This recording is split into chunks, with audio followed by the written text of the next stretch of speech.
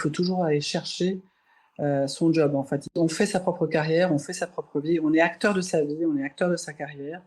J'écris au président donc Jean-Paul Agon et je lui dis, moi je veux revenir chez L'Oréal, il y a une marque que je veux rester, c'est Helena Rubinstein.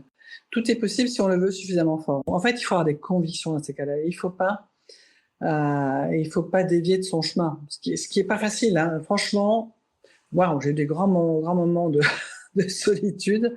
Et aujourd'hui, je me félicite d'avoir tenu. Moi, je sais que le corps a parlé. Au 3e pépin de santé, là, j'ai décidé, mais vraiment, j'ai pris une décision du jour au lendemain, en disant, ça suffit, je vais pas attendre le 4e, parce que peut-être que celui-là, il va être fatal, quoi. Donc, on va juste arrêter de jouer. Donc, moi, je vais continuer à bosser beaucoup. Je ne ramènerai plus l'ordinateur chez moi, et je ne répondrai plus, sauf en cas d'urgence, hein, donc voilà, soir et week-end. Et pour le reste, bah ouais, s'il y a 100 mails de pas lus, c'est pas grave, en fait. À partir du moment où on se dit que tout est possible, le champ des possibles est ouvert, effectivement, ça inclut le fait de se remarier. Je me suis remariée il y a 9 mois. Donc, bonheur absolu sur tous les fronts, et ça, c'est quand même absolument incroyable. Donc, il faut se dire que tout est possible. Tout est possible, tout est possible. Bonjour et bienvenue dans 50 ans et toutes mes dents, le podcast de celles qui abordent et traversent la cinquantaine avec optimisme et croquent leur futur professionnel à pleines dents. Parce que la seniorité est une vraie valeur ajoutée, apprenons à la savourer et la valoriser. Je suis Karine Arnaud, coach professionnel et booster d'impact positif des carrières féminines. Je vous emmène à la rencontre de femmes inspirantes qui croquent leur futur professionnel à pleines dents avec audace et optimisme. Je vous partage également mes recettes pour nourrir votre confiance, booster votre énergie, développer votre influence, capitaliser sur vos talents, devenir votre propre opportunité et oser avec le sourire. Comment faire de ce cap tabou une période fertile, libératrice, créatrice de transformation et génératrice d'énergie? Comment faire de la cinquantaine une aubaine professionnelle?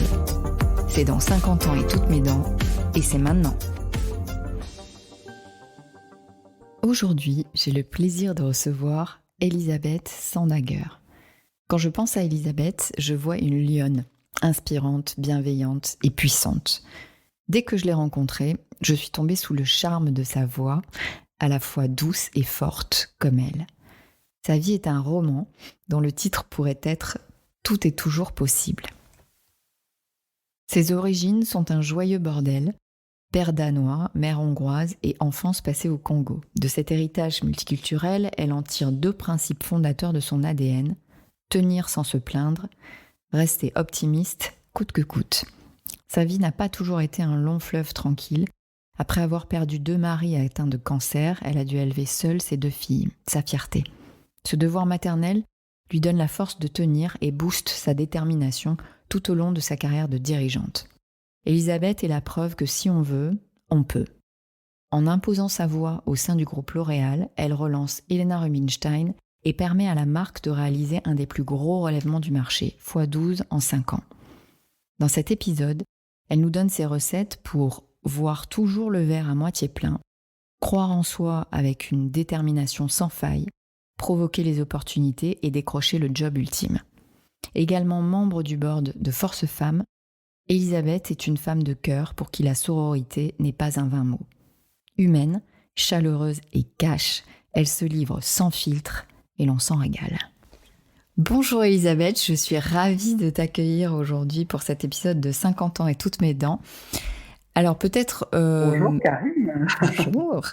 Donc peut-être pour rappeler comment on s'est rencontrés. On s'est rencontrés il y a déjà quelques années, puisqu'à l'époque, en fait, j'accompagnais un des membres de ton équipe, donc Charles Finas de Vilaine, qui était brand director de Carita.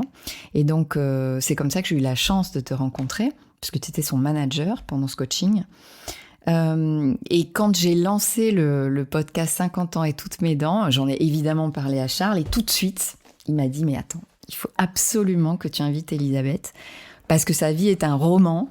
Elle a plein de choses à transmettre qu'elle transmet déjà et elle est vraiment exceptionnelle, donc il ne faut pas que tu loupes Elisabeth. » Et donc, il nous a remis en contact. Et donc, je suis ravie de t'avoir aujourd'hui avec nous. Donc nous, c'est vrai que dans ce podcast, on s'intéresse à la deuxième partie de carrière. Mais déjà, peut-être, qu'est-ce que tu as envie de nous dire de toi sur peut-être jusqu'à tes 47 ans, parce qu'à partir de 47 ans, il se passe autre chose, tant au niveau perso, au niveau pro, qu'est-ce que tu as envie de nous raconter? Alors, dans le petit clin d'œil, pour commencer, effectivement, pourquoi est-ce que Charles a dit que Ma vie était un roman? C'est vrai que ça commençait un peu, alors je sais pas si c'est un roman ou un peu, on se dit, mais waouh, mais c'est un peu le bordel. Je suis de père danois, de mère hongroise, née au Congo, en Afrique. J'ai fait 9 écoles en suivant mon père dans ses postes, Égypte, Congo, comment dire, Maroc, voilà, plein de pays, Pologne, machin, etc. Et donc, ce qui a fait de moi quelqu'un de multiculturel, mais j'ai puisé beaucoup de force effectivement dans cet aspect-là où je parle plusieurs langues, etc., etc. Donc c'est un aspect important de ma personne, je dirais. Après, qu'est-ce qui s'est passé dans ma vie? Ben, jusqu'à 47 ans, j'ai eu 2 enfants. Ça n'a pas toujours été simple parce que les 2 pères sont décédés d'un cancer. Je les ai élevés seuls. Ça a été ma bataille et ma fierté. Et puis, dans mes jobs, je suis beaucoup allée les chercher seule, ces jobs, parce que ce soit en sortie d'école de commerce ou même plus tard, j'ai souvent écrit au président pour le rencontrer, mais même en sortant d'école de commerce, je me souviens, j'avais lu un article dans le Figaro sur un vice-président de L'Oréal, etc. Donc j'écris à ce vice-président de L'Oréal du haut de mes toutes jeunes années. Et il me reçoit, il m'embauche, ce qui est improbable aujourd'hui. J'ose à peine raconter ça aux jeunes, mais le message, c'est de dire il faut toujours aller chercher son job. En fait, il faut aller... oui, en fait, on fait sa propre carrière, on fait sa propre vie, on est acteur de sa vie, on est acteur de sa carrière, et tout est possible. Il faut avoir des convictions, les défendre, et faire en sorte de... Voilà, donc ça a toujours été un petit peu ma manière de faire, et que ce soit au niveau pro-perso, ne pas s'attarder sur ne pas se plaindre. Ça, bon, après, est-ce que c'est lié à peut-être mon côté scandinave, dans la culture scandinave, on se plaint pas, c'est un peu comme never complain, never, comme les Anglais, là. Mais bon, après, ça a du bon aussi, hein, de se dire... la vie est belle, le verre est toujours à moitié plein, et bon, ok, ça a été mon caractère. Jusqu'à, voilà, ça fait toute ma vie, j'ai fonctionné comme ça, en fait. Et tu me disais quand on préparait aussi cette interview que effectivement tu as élevé tes enfants seuls, et qu'est-ce qui te faisait tenir à ce moment-là?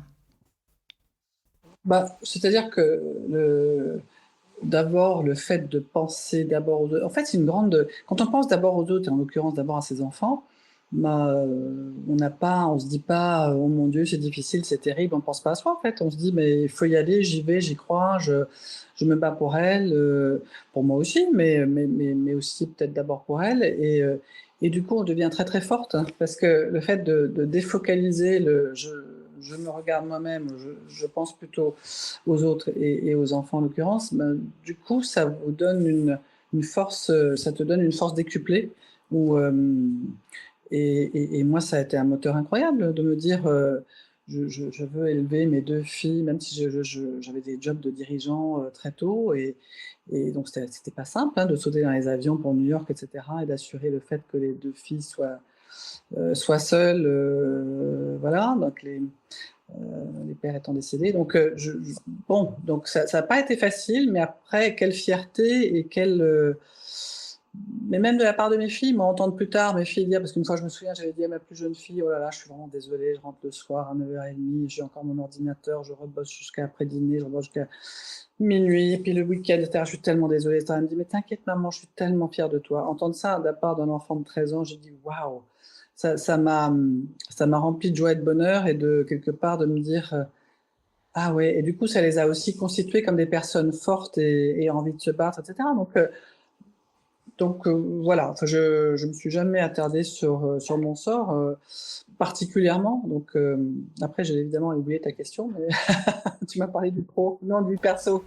Non, là, on est plus effectivement sur le perso, mais c'est vrai que, enfin, de toute façon, il y a un parallèle. Ce que j'entends, c'est que, alors, il y a un contexte effectivement familial qui fait que tu es toute seule à porter. Maintenant, Oui, ça donne aussi un exemple à tes filles qui, derrière, t'autorisent à continuer à le faire puisque elles disent, voilà, je suis fière de toi et ça leur apprend aussi ça, certainement. Ça leur apprend l'indépendance, l'autonomie, comment être forte et peut-être, oui, ne pas s'écouter trop. Donc oui, c'est ça que j'entends. oui, absolument. Absolument. Et elles ont, bah, c'est ce qu'elles ont appris, hein, donc, et j'en suis très fière. Et je pense que c'est une force dans la vie, en fait, de fonctionner comme ça, en fait. Voilà, ça permet de toujours, et puis de toujours avoir cette espèce d'optimisme, de voir toujours le verre à moitié plein, et jamais à moitié vide. Et ça fait partie des choses qui font que, voilà, on est optimiste, heureux, on voit ce que la vie nous a apporté. Si jamais il y a un coup de mou, on pense éventuellement à tous ceux qui ont moins de chance que nous. Et il faut être heureux de ce qu'on a dans la vie. Autrement, ça sert à rien je pense, de se morfondre, de dire oh là là, si j'avais ceci, si j'avais cela.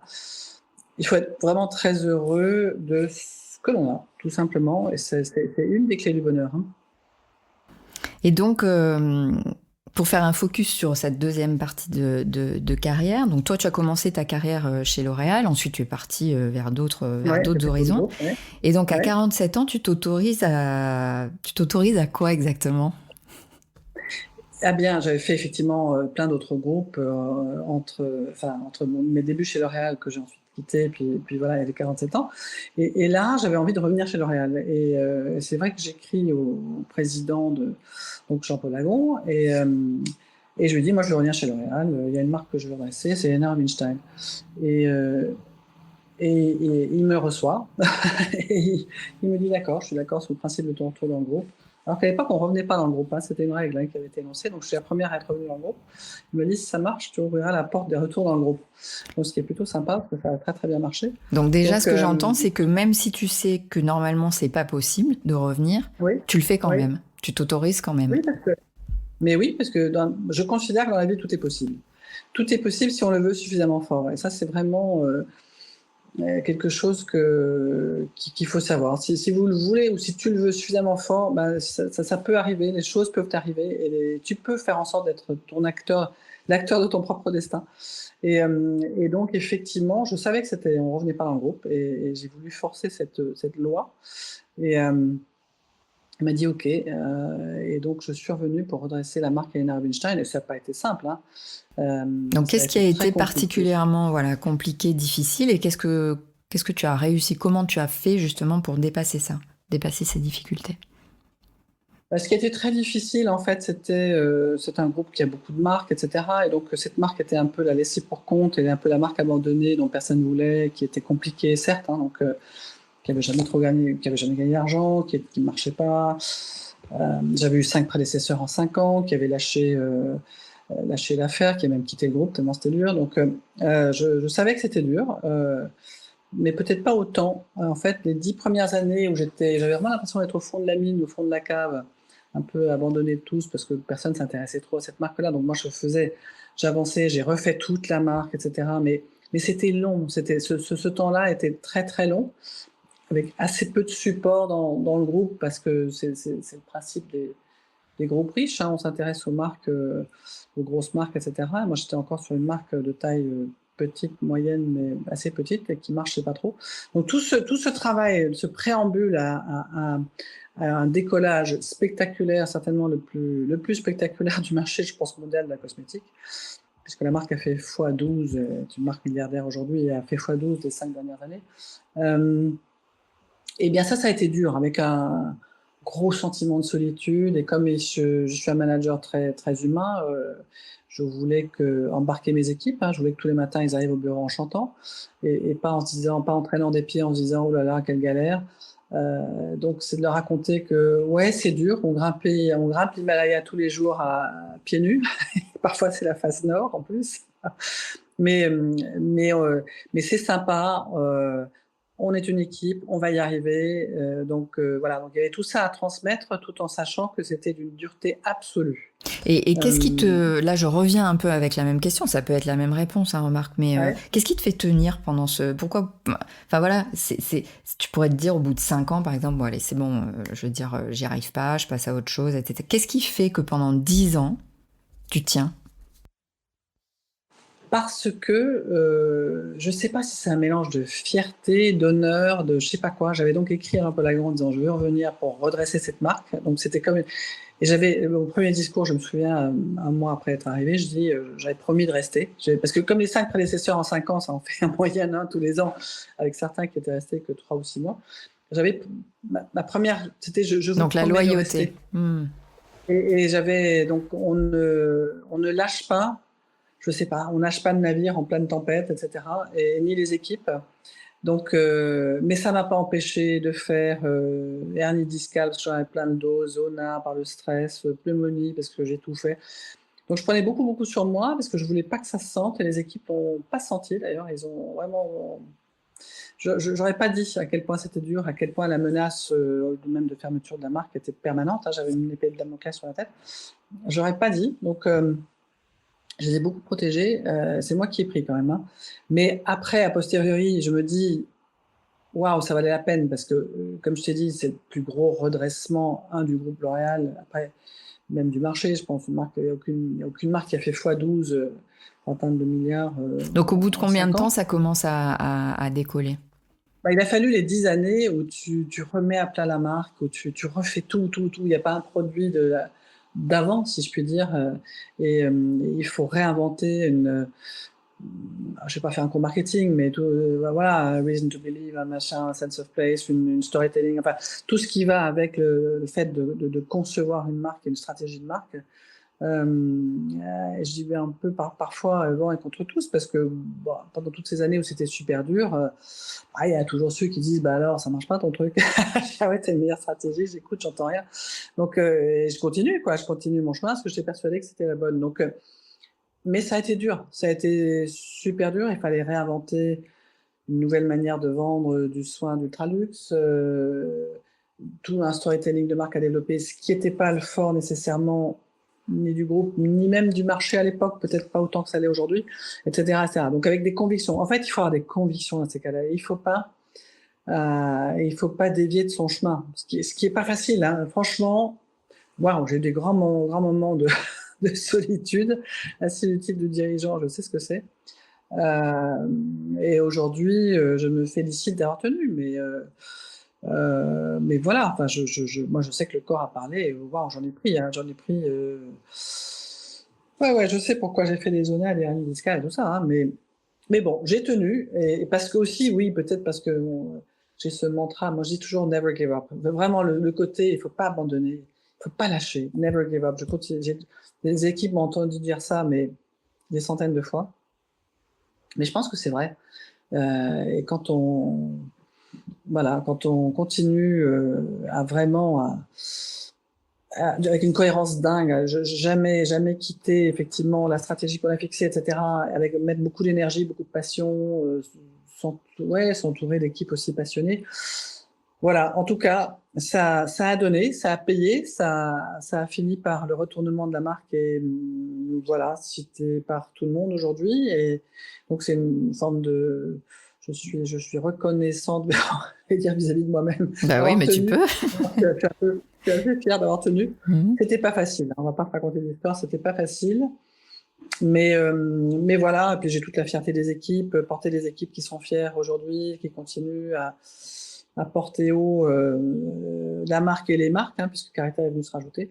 Bah, ça, c'est un bonheur, en fait, parce qu'il y a le bonheur aussi au quotidien de se battre ensemble. J'ai toujours considéré que les équipes ont formé comme une petite famille, on avançait ensemble. Donc ça, j'ai un management qui est pas du tout, je sais pas ce que c'est que la hiérarchie, ça m'est égal en fait, parce que dans Scandinavie, ça n'existe pas, la standardiste ou le président, c'est pareil. Donc pour moi, c'était une famille, une équipe, on avançait ensemble, c'était notre marque en fait, on était dans le même bateau et comme si c'était Helena Rubinstein, c'est notre grand-mère quoi. Donc elle nous avait légué un truc qu'il fallait faire tourner et je l'ai pris comme ça en fait, je l'ai pris comme une mission. ouais, comme une mission, une bataille. Mmh.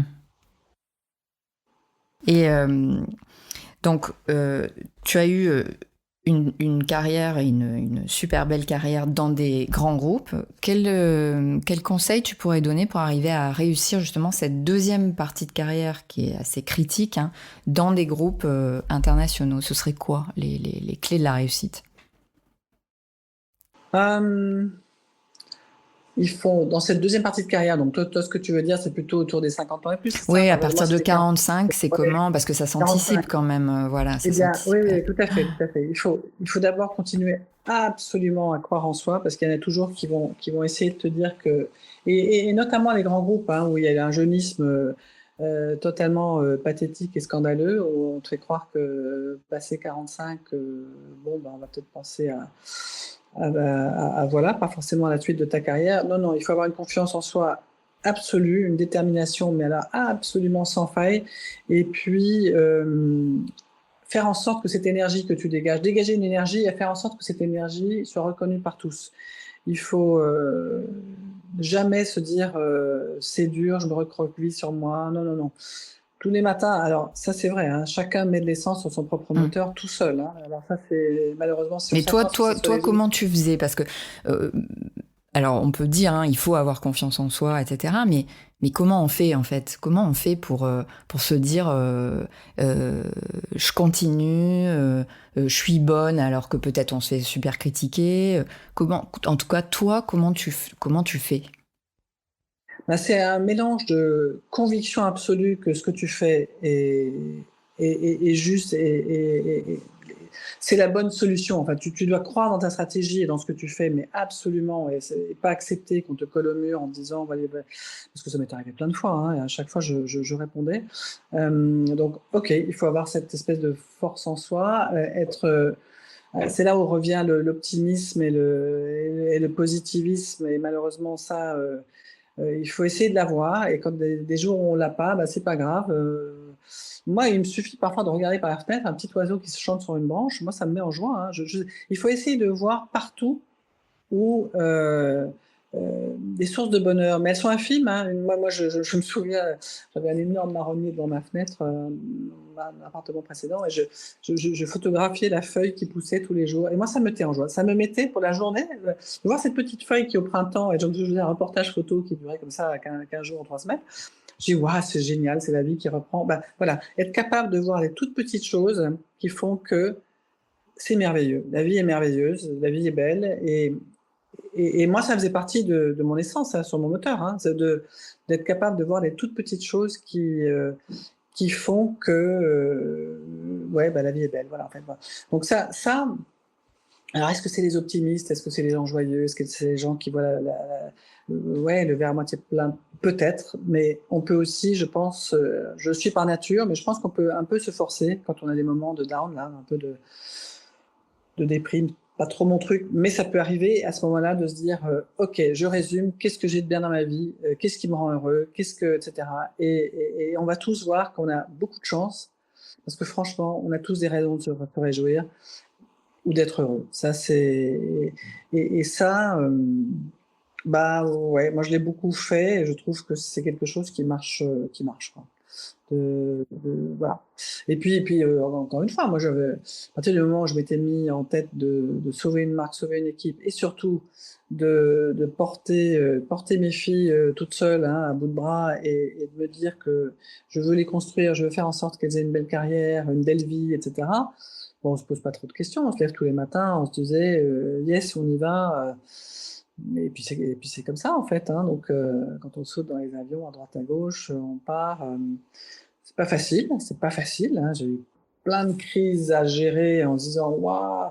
Je me souviens que je montais dans un avion pour New York, dans un des groupes, pas L'Oréal, et que la maîtresse de ma dernière fille, qui avait 4 ans à l'époque, me dit votre fille est sur le trottoir, il n'y a personne pour venir la chercher. Littéralement, je montais dans l'avion. Qu'est-ce qu'on fait dans ces cas-là? Enfin, je veux dire, et là, bah, pour être forte, il faut avoir le plan A, le plan B, le plan C, le plan D, etc. Et vous appelez tous les plans, et soit ça marche, soit vous ne prenez pas l'avion. Mais soit vous avez le plan B, le plan C qui marche.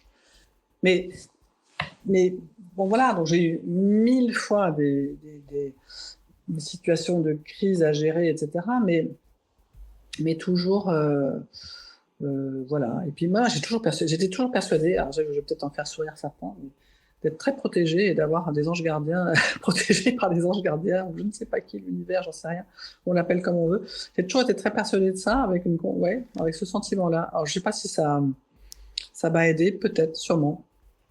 Peut-être, parce que effectivement, à la fois il y a ce que tu crois, et peut-être qu'effectivement voir aussi des signes qui te confortent Oui, là-dedans. Mm. avec toujours beaucoup de signes. Donc ce Donc, que j'entends, c'est que à la fois, il y a quelque chose qui est de la force de conviction, enfin s'auto-programmer pour voir le bon, c'est ça que j'entends, pour ouais, cultiver, hein, alors on parle de positive attitude, mais enfin pour cultiver cette énergie positive et cette envie, en un mot et en deux mots, moi j'aime bien le mettre en un mot et en deux mots. Et puis j'entends aussi donc tenir ses positions, c'est-à-dire vraiment se positionner en tant que leader. Moi je pense que ça c'est bien, donc on va y aller comme ça, comme ça, comme ça. Donc tenir. ouais, Ce que j'entends aussi c'est de l'organisation. Quand tu dis plan A, plan B, plan C, j'ai en train de prendre l'avion, on m'appelle que bon, il faut déjà avoir tous les plans, c'est-à-dire qu'il faut avoir ouais, anticipé et être super organisé. absolument. Et puis avoir confiance en une force. Oui, Et là, je viens aussi, il pourrait y avoir aussi savoir s'entourer. Est-ce que ça, c'est... hyper Mm. important de savoir s'entourer. Savoir s'entourer au niveau perso, savoir s'entourer au niveau pro. Alors, on peut avoir au niveau perso des moments de solitude au niveau couple, par exemple, etc. Mais il n'empêche que dans ce cas-là, il faut que l'écosystème fonctionne quand même. Il faut s'entourer d'amis, de famille, etc. Même de nounous quand on a un job à plein temps de dirigeant, etc. Et puis au niveau pro, essentiel, avoir autour de soi une équipe resserrée dans laquelle on a confiance et avec laquelle on peut ping-ponger parce que c'est d'une richesse inouïe et encore une fois, c'est bien la solitude du dirigeant, mais non, c'est pas bien toujours. Enfin, il faut aussi pouvoir savoir partager, ping-ponger, c'est essentiel et c'est souvent ensemble qu'on trouve les solutions. En tout cas, ça donne de la force. Hein, donc, donner, c'est recevoir, recevoir, c'est donner, ça marche dans les deux sens. Et, euh, et voilà, j'ai toujours fait ça. Mm. Et donc, tu es notamment parmi toutes les activités que tu fais, parce que oui, on n'a pas précisé, mais tu viens donc, de quitter L'Oréal après 16 ans. Et donc, ton dernier poste, c'était brand president donc, des marques Helena Rubinstein et Carita. Et aujourd'hui, tu fais plein de choses. Alors, on va y revenir, mais notamment, et depuis longtemps, tu es au conseil d'administration de Force Femmes. Donc, tu accompagnes des femmes de 45 ans et plus depuis 16 ans à se reconstruire professionnellement. Et quels sont les 3 conseils ou les conseils principaux que tu leur donnes? Tout d'abord, je les aide. Alors, Force Femmes, il y a deux activités. Soit aider les femmes de 45 ans et plus à revenir dans un job classique, hein, de retrouver du boulot, ou alors, deuxièmement, de créer leur propre entreprise pour créer leur propre job. Alors, mais la clé dans les deux, et surtout dans le fait de retrouver un job, c'est de retrouver la confiance en soi. Parce que bien souvent, les femmes de 45 ans et plus qui ont perdu leur job, et souvent, c'est triste parce que pendant toutes ces années, j'ai bien vu que souvent c'était accompagné d'un divorce, enfin c'était souvent toutes les catas arrivaient en même Ouais, temps. tous les accidents de vie en même temps. Et exactement. Et là, on perd confiance en soi. Donc la première chose, c'est de leur rendre leur confiance en soi et de leur donner de l'énergie et d'essayer de trouver en elles, avec elles, qu'est-ce qu'elles ont de formidable, quels sont c'est quoi leur plus, c'est quoi Leur leur point de talent. différence, qu'est-ce qu'elles doivent mettre en avant. Tout le monde a quelque chose, une aspérité, quelque chose, euh, et ça, elles ne le voient plus, en fait, quand elles sont dans cette perte de confiance en soi. Donc il y a une grande partie, après techniquement, comment réussir un entretien, etc. Ça c'est plus technique et c'est ce qu'il y a de moins difficile, en fait, parce que ça, on les amène effectivement à mieux se vendre, à mieux, etc. Mais c'est d'abord de retrouver la confiance en soi. Ça, c'est vraiment clé. Après, pour la partie comment dire, où on les accompagne sur les créations d'entreprises ou pour les entrepreneuses, eh bien, c'est de clarifier un concept, de revoir le développement de leur entreprise, qui parfois, voilà, il faut recadrer, etc. C'est un accompagnement de coaching, enfin, de management et de coaching de sociétés en création. Et, et c'est passionnant. Et j'ai pu accompagner, aider, des centaines de femmes, je pense. Et les retours sont tellement émouvants. Et c'est là où je redis, hein, donner, c'est recevoir. Hein. Moi, j'ai l'impression d'une richesse incroyable dans ces accompagnements où beaucoup de femmes ont été tellement, tellement reconnaissantes. Mais en fait, je leur suis reconnaissante aussi parce que moi, j'ai reçu beaucoup, beaucoup, pas seulement par le remerciement, mais surtout le fait de me dire, ah ouais, je les ai aidés, en fait. Aidés à avancer, aidés à voir plus clair, aider à retrouver un job, etc. etc. Donc c'est une merveilleuse association voilà, qui a été créée il y a 18 ans et par deux femmes formidables, hein, donc Véronique Morali et Anne Méo, et qui aujourd'hui, voilà, on est très fiers de voir que on a de plus en plus de demandes, de plus en plus de personnes accompagnées, de plus en plus, et voilà. Donc ça, j'aime passer du temps là-dessus. J'ai toujours dit qu'en fin de carrière, je ferais plus de généreux. Toujours, j'ai toujours dit ça, même quand il y a 20 ans, il y a 30 ans. Donc c'est juste que je prends beaucoup de plaisir à faire ça et je fais ce que j'ai toujours dit. Je consacre du temps aux autres parce que j'ai beaucoup, beaucoup reçu aussi dans la vie. Donc voilà, ça c'est une partie de mes activités, mais effectivement, il y a aussi... tu voulais que je développe, c'est ça pour le reste, non? Alors, on y viendra quand je te demanderai évidemment quels sont tous tes projets à venir, parce que tu en as plein. Moi, j'ai une question que j'aime beaucoup, c'est en regardant en arrière, quel serait le conseil que tu donnerais à la Elisabeth de 45 ans? Le conseil que je donnerais, en fait, et c'est ce que j'ai donné aussi à mes équipes. En fait, dans cette période extrêmement dure, où je me faisais des zonas, des hernies discales, etc., où je bossais comme une dingue, où je ramenais mon ordinateur tous les soirs, où je bossais jusqu'à point d'heure, les week-ends, bon, bref. Et à un moment donné, au 3e pépin de santé, là, j'ai décidé, mais vraiment, j'ai pris une décision du jour au lendemain, en disant, ça suffit, je vais pas attendre le 4e, parce que peut-être que celui-là, il va être fatal, quoi. Donc, on va juste arrêter de jouer. Donc, moi, je vais continuer à bosser beaucoup. Je ne ramènerai plus l'ordinateur chez moi, et je ne répondrai plus, sauf en cas d'urgence, hein, donc voilà, soir et week-end. Et pour le reste, s'il y a 100 mails de pas lus, c'est pas grave, en fait. Alors évidemment, vous regardez si les patrons, les boss vous ont écrit, ou il y a des urgences, mais tous ces mails parapluies que vous recevez, des centaines par jour, ou soi-disant vous êtes dans la boucle, mais and so what, etc., qui faisait que moi, l'espèce de syndrome de bon élève qui faisait qu'avant, je ne pouvais pas me coucher sans avoir tout lu, j'ai décidé que c'était terminé. Et du jour au lendemain, mais vraiment du jour au lendemain. Et qu'est-ce que tu as vu qui a changé? Qu'est-ce qui s'est passé, en fait, si c'est passé quelque chose? Je n'ai jamais eu dans toutes ces années, genre, je ne sais plus combien d'années, 8 ans, je ne sais pas quoi, jamais eu de catastrophe, jamais eu de problème, rien n'a jamais changé. Et il m'arrivait de répondre, quand je voyais que j'étais dans la boucle pour la 10e fois d'un mail parapluie qui n'avait aucun sens à part se couvrir, voilà.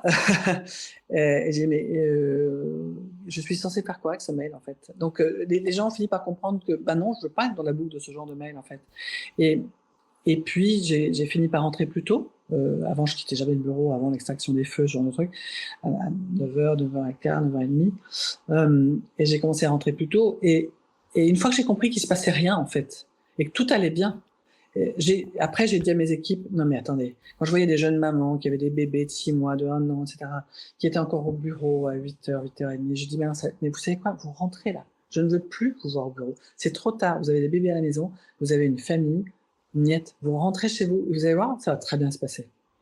Ne soyez pas stressés, ne vous surstressez pas. Ça a été toute ma vie, ça a été toute ma carrière. J'ai fait ça toute ma carrière jusqu'à ce que je réalise que j'avais tort.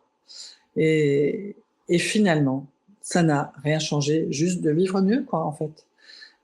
Évidemment, j'étais toujours aussi impliquée, appliquée, etc. Mais c'est ce que j'appelle vraiment le syndrome du premier de classe, un peu du bon élève qui peut pas s'endormir si tout n'est pas fini, etc. Mais non, Ça sert à rien. Ça sert à rien. Donc, vivez mieux, dormez bien, occupez-vous des vôtres, de vous. Et voilà, c'est ça le conseil, en fait. J'aurais tellement dû faire ça plus tôt que ce que j'ai fait. Donc là, maintenant, effectivement, il y a une nouvelle phase de ta vie qui commence. Tu viens tout juste de fêter tes 64 ans. Ouais. Et tu as plein de projets, de nouveaux challenges. Qu'est-ce que tu as envie de nous en dire de tous ces nouveaux projets? Non, mais c'est vrai que la suite, l'après, ça se prépare un peu, ou alors le fait d'être connecté fait que les projets arrivent tout seuls, ce qui a été un peu complètement mon cas, parce que j'ai pas été chercher quoi que ce soit, tout est arrivé un peu tout seul. Et c'est vrai que je fais du conseil stratégique, d'une part, j'accompagne, je conseille quelques fonds, j'ai été je suis investisseur dans certaines startups, certains ont été dans mes équipes, sont des start-upers invétérés, et j'adore les accompagner, et ça c'est le plaisir de la transmission. Et puis voilà, en fait, c'est des conseils d'administration, je crois que je l'ai dit ça, mais en fait, le plaisir aujourd'hui, le luxe que je m'octroie, c'est de travailler quand je veux, avec qui je veux, et pendant toutes ces années, quand on est dans des grands groupes passionnants, parce que L'Oréal est passionnant, c'est une entreprise merveilleuse et incroyablement stimulante, etc. Mais il y a une chose qui est sûre, c'est que votre agenda vous appartient pas, en fait. Donc vous êtes un peu dans une machine à laver, et là, se dire tous les matins, je fais ce que je veux, avec qui je veux, quand je veux, mais mon Dieu, quel luxe, ça vaut tout l'or du monde, quand même. Je confirme. C'est le bonheur absolu. Et je suis toujours autant stimulée intellectuellement, je fais plein de choses intéressantes, mais on ne m'impose pas mon agenda, je dirais, à 70% de mon temps m'appartenait pas, et après il fallait que j'anime des équipes, ce qui prenait 120% de mon temps. Enfin, en gros, une fois que j'accumulais les deux, et t'as pas le temps d'aller chez le dentiste ou chez le je sais pas quoi. Enfin bref, tu t'es en apnée, en fait. Et ce côté, là, ça y est, je suis plus en apnée après des décennies de carrière très riche. Et ça, c'est absolument merveilleux, quoi. Mais pour certains, ça doit se préparer, je pense. Moi, c'est venu un peu tout seul. Toutes les propositions sont venues toutes seules. Mais aussi parce que j'ai entretenu. Alors, si, le conseil, il faut entretenir son réseau. Parce que quand tu as entretenu ton réseau, eh bien, finalement, c'est eux qui font le bouche à oreille elle a un peu de temps éventuellement à nous consacrer sur tel projet, etc. C'est plus dur si on a oublié d'entretenir son réseau. Parce que ça peut être le cas, notamment dans les grands groupes, on est tellement... ça, c'est une erreur. Il faut entretenir son réseau, parce qu'après, l'après peut être tout aussi riche, mais pas si on se retrouve tout seul, parce que la seule chose qu'on avait dans la vie, c'était par exemple son job, etc. Donc ça marche pas. Donc ça, il faut bien l'avoir en tête, parce qu'on peut se retrouver tout d'un coup avec l'angoisse du lendemain et se dire qu'est-ce que je vais faire demain. Mon agenda était plein, et là il est vide. Moi, c'est pas mon cas. Si tu veux déjeuner avec moi, je te donne un rendez-vous dans 1 mois et demi. Je sais. Ou après les vacances. mais ça, tu vois, c'est que du plaisir, c'est que du... voilà, en fait. Donc c'est ça, si je peux te donner un conseil, c'est effectivement de bien... Mais ce que j'entends surtout, c'est que effectivement, comme on dit, tu viens de fêter tes 64 ans. Si tu me permets, tu viens de te remarier. Mais oui, mais bien sûr. Et donc, en fait, moi, je trouve que c'est pas, je vais pas dire rien n'a changé, mais il y a une continuation de peps, de mouvement, de curiosité, enfin, tu vois, qui est, moi, c'est ça que je trouve génial. C'est que, je vois pas de différence entre une femme de 45 ans et toi. Mais il y a aucune différence. Non, mais il y en a... non, mais il n'y en a aucune, tu as raison. Alors, à partir du moment où on se dit que tout est possible, le champ des possibles est ouvert, effectivement, ça inclut le fait de se remarier. Je me suis remariée il y a 9 mois.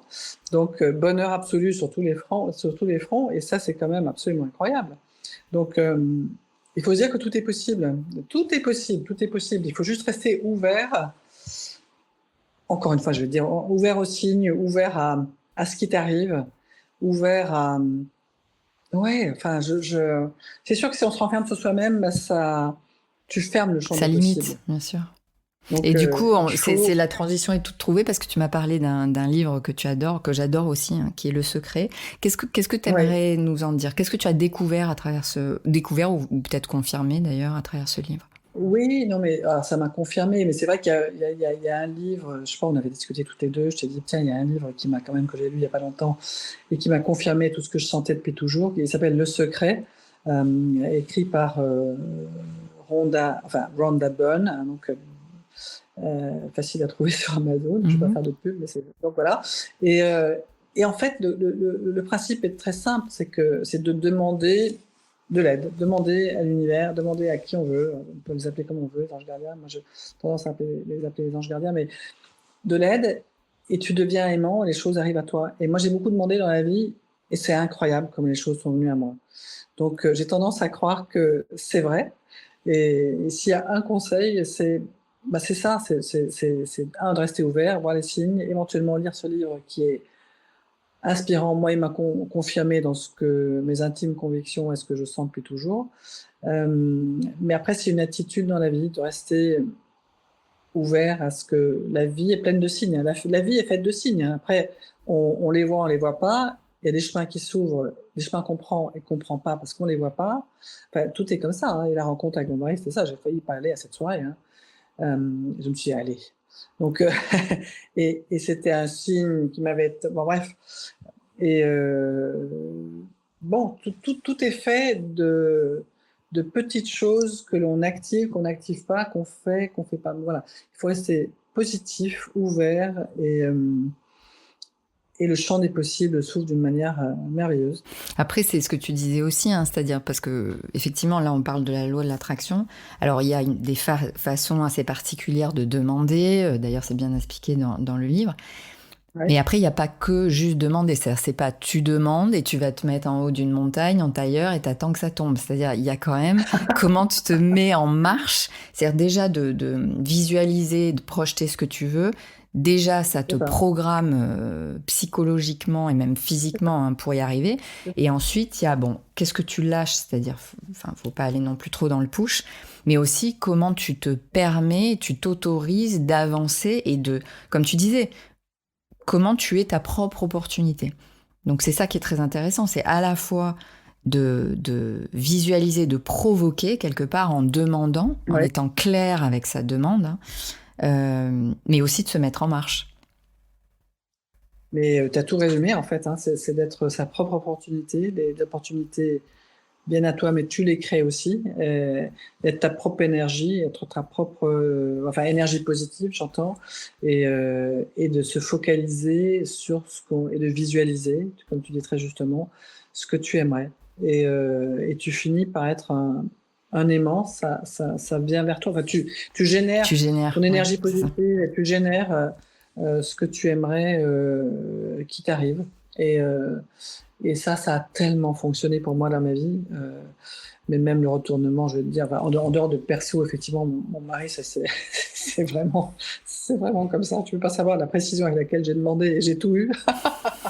Il est vraiment la personne assez incroyable. Enfin bon, voilà. Mais même le redressement d'Elena Rubinstein, je finissais par demander. Je ne sais pas si elle m'écoutait, Elena Rubinstein, là-haut, mais je finissais par dire, mais c'est trop dur, quoi. Je vais jamais y arriver. Et, et je demandais de l'aide, et c'est incroyable. En fait, les choses sont venues à moi d'une manière spectaculaire. Alors, je sais pas. Enfin, moi, ça m'a aidé. J'ai toujours pratiqué ça. Ça a extrêmement bien fonctionné au-delà de. Même quand j'en parle, je cherche à convaincre personne. Hein. Je parle juste de ma propre expérience et c'est magique. Mais la vie est magique. Hein. La vie est Mm. belle. Hein. Et Tout c'est est possible. là, Alors, là où ça connecte pour moi, c'est la confiance. Parce que ce que j'entends, c'est ta confiance en la vie. oui, une confiance absolue. Confiance, voilà. Absolue. Il m'est arrivé d'être au bord du précipice, mais vraiment.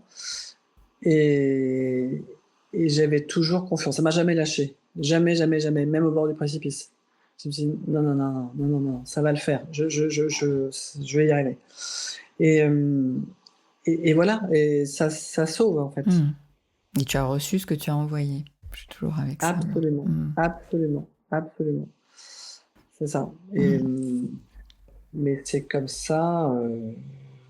oui, alors après, là-dessus, il faut un zeste d'optimisme ça, j'y crois aussi quand même, hein, d'être optimiste et croire en la vie et voilà, se dire que tous les matins que la vie est belle, hein, même quand c'est dur.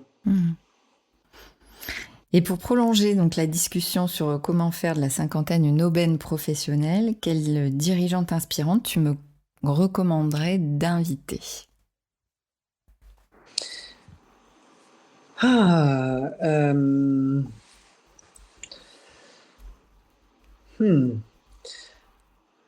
Alors,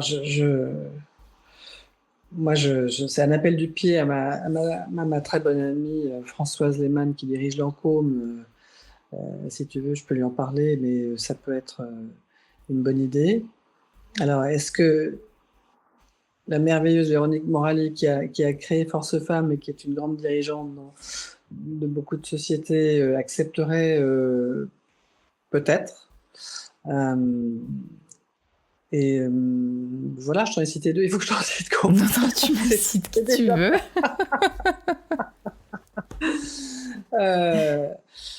Voilà, enfin, peut-être que tu peux essayer. Si tu as besoin de mon aide, je t'aide avec plaisir à les contacter. Bah écoute, avec grand plaisir. On va se quitter là-dessus. Merci beaucoup Elisabeth. Je suis sûre que tu as inspiré des tas de femmes et peut-être des hommes d'ailleurs, certainement, parce qu'il y en a qui écoutent. Voilà. Donc merci pour ta générosité, merci pour ta puissance et merci pour ta lumière. Et merci Karine à toi, parce que merci à cette magnifique idée de tes podcasts que je trouve fantastique. Je trouve ça une merveilleuse idée en fait dans ce monde où finalement il faut prendre le temps parfois à se poser et juste se poser les vraies questions. Et donc merci à toi aussi, ton énergie, et je connais ton énergie en tant que coach pour avoir vu la lumière au bout du tunnel que tu as apporté à des êtres chers de mon équipe. Et donc merci à toi pour tout ce que tu fais. Voilà Karine, un grand merci. Merci beaucoup.